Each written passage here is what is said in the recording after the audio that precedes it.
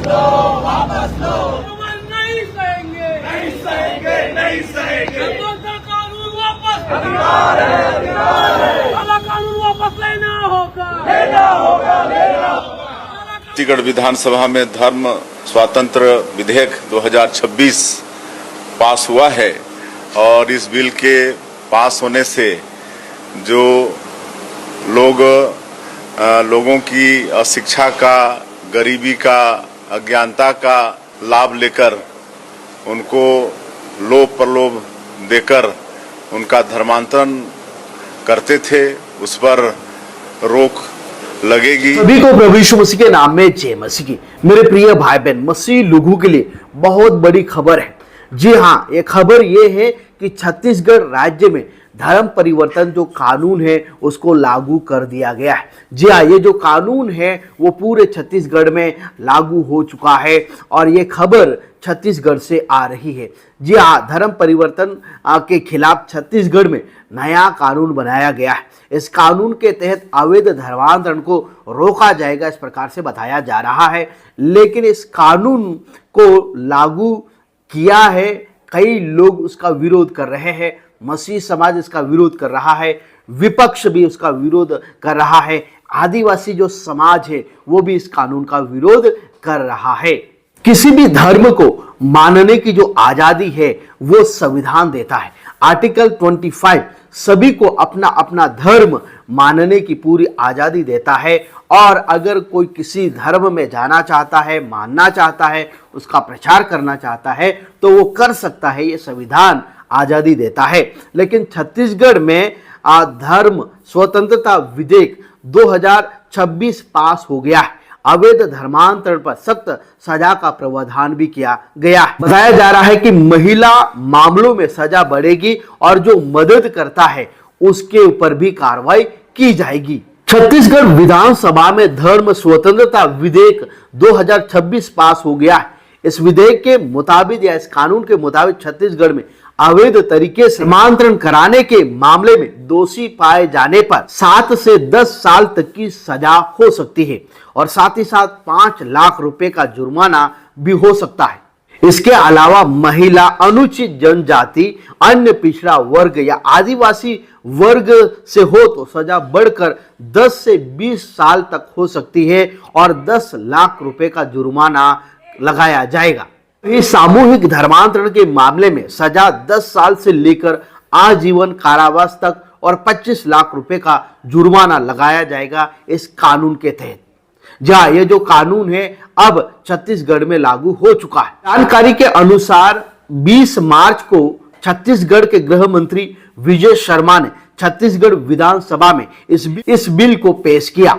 जो नया कानून है वो 1968 में बने धर्मांतरण कानून की जगह लेगा। बताया जा रहा है कि सरकार ने वर्तमान आधुनिक तकनीकी और सामाजिक परिस्थिति के हिसाब से नाकाफी माना था और इसलिए नए धर्म स्वतंत्र विधेयक की जरूरत पड़ी है। सरकार का कहना है कि इससे छत्तीसगढ़ में लगातार तेजी से हो रहे धर्मांतरण के मामलों को रोका जा सकेगा। सरकार के मुताबिक इस बिल का मकसद जबरदस्ती, बलपूर्वक, धन का लालच देकर या गलत जानकारी देकर किए जाने वाले धर्मांतरण पर लगाम लगाना है या रोकना है। इस बिल का विपक्ष ने विरोध किया और सदन से किया वॉक आउट। छत्तीसगढ़ विधानसभा के सदन में जब धर्म स्वतंत्रता विधेयक 2026 पेश किया गया तो विपक्ष ने इस बिल का विरोध किया। विपक्ष का कहना है कि बिल को सदन में लाने से पहले हाई कोर्ट और सुप्रीम कोर्ट के जजों के साथ साथ तमाम विपक्षी विधायकों से इस मामले पर राय लेनी चाहिए थी। हालांकि विपक्ष की अनुपस्थिति के बावजूद ध्वनि मत से बिल को पास कर दिया गया है। बताया यह भी जा रहा है कि धर्म स्वतंत्रता विधेयक 2026 के मुताबिक अगर कोई व्यक्ति एक बार धर्मांतरण कराने के मामले में जेल जा चुका है तो और सजा काट रहा है, उसके बाद भी अगर सजा पूरी होने के बाद वह किसी और व्यक्ति का धर्म परिवर्तन करते हुए दोषी पाया जाए तो उसे आजीवन कारावास की सजा दी जाएगी, इस प्रकार से विधेयक में कहा गया है। हालांकि परिस्थिति के हिसाब से न्यायालय सजा की अवधि को कम कर सकता है। साथ ही कानून में अवैध धर्मांतरण कराने वालों की मददगारों पर भी सख्त एक्शन लिया जाएगा। अवैध धर्मांतरण कराने में मदद करने वालों को 6 महीने से लगाकर 3 साल की कैद और जुर्माने की सजा हो सकती है। अब इस कानून में आगे बताया गया है कि अगर कोई व्यक्ति अपनी स्वेच्छा से धर्म बदलना चाहता है तो कलेक्टर को 60 दिन पहले आवेदन देना होगा। नए विधेयक यानी कि कानून के मुताबिक अगर किसी व्यक्ति को स्वेच्छा से धर्म परिवर्तन कराना है तो उसे 60 दिन पहले कलेक्टर को उसका आवेदन देना होगा।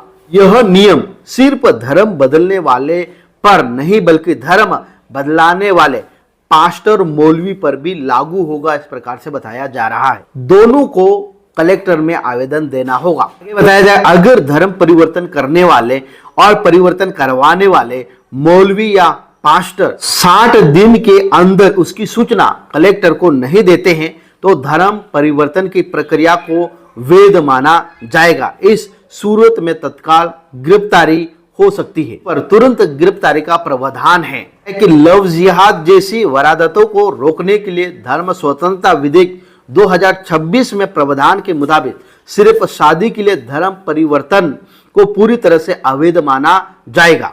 शादी के इच्छुक युवा युवतियों को भी 2 महीने पहले जिला मजिस्ट्रेट को धर्म परिवर्तन के इरादे की घोषणा करनी होगी। जिला मजिस्ट्रेट उसकी जांच करेंगे और अगर धर्म परिवर्तन के मकसद से शादी की गई है तो तत्काल अवैध घोषित कर दिया जाएगा। प्रिय भाई बहन, मैंने आपको पूरा डिटेल से बता दिया है कि जो छत्तीसगढ़ में जो नया कानून लागू किया गया है 2026 में वो क्या है और कैसे काम करेगा और क्या क्या सजा का प्रावधान किया है, मैंने आपको बता दिया है। तो आपको डरने का जरूरत नहीं है, घबराने का जरूरत नहीं है मेरे प्रियो। जो भी सरकार ने जो कानून बनाया है, प्रभु का आगमन भी बहुत निकट है, प्रभु बहुत जल्दी आने वाले हैं। विश्वास में बने रहें।